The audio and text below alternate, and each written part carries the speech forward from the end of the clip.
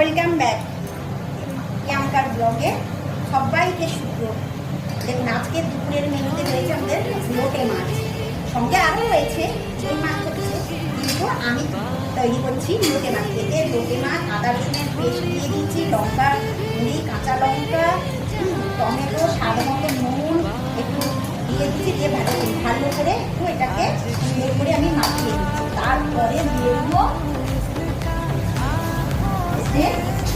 একটু দেখুন পরিমাণ মতন, বেশ একটু পরিমাণ মতো একটু দিয়ে দিলাম সরিষার তেল, কারণ এই রান্নাটা পুরোটাই সরিষার তেলেই হবে।